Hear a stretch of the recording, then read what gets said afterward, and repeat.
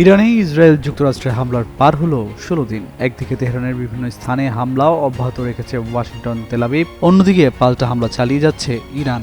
যুদ্ধে উত্তেজনা যখন চরমে, তখন যুদ্ধবিরতি নিয়ে নতুন বার্তা দিল তেহরান। ইরানের পররাষ্ট্রমন্ত্রী আব্বাস আরাকচি জোর দিয়ে বলেছেন, তেহরান কোনো যুদ্ধবিরতির অনুরোধ করেনি বা ওয়াশিংটনের সঙ্গে আলোচনার পথও খুঁজছে না।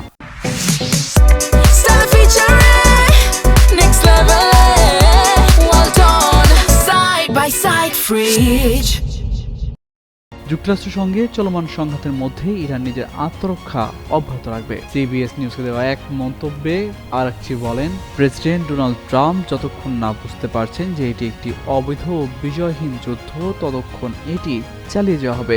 শুধু ট্রাম্প মজা করতে চান বলেই মানুষ মারা যাচ্ছে, তিনি নিজেই এমনটা বলেছেন। আরাকচি এই সংঘাতে মার্কিন প্রশাসনের আচরণের সমালোচনা করেন। জাহাজগুলোকে লক্ষ্যবস্তু বানানোর মতো পদক্ষেপগুলোকে তিনি প্রেসিডেন্ট ট্রাম্প ও যুক্তরাষ্ট্রের বেছে নেওয়া একটি যুদ্ধ হিসেবে অভিহিত করেছেন। ইরান অস্তিত্ব রক্ষার যুদ্ধ লড়ছে এমন ধারণা প্রত্যাখ্যান করে তিনি বলেন, তার সরকার জনগণকে রক্ষা করার জন্য যথেষ্ট স্থিতিশীল ও শক্তিশালী।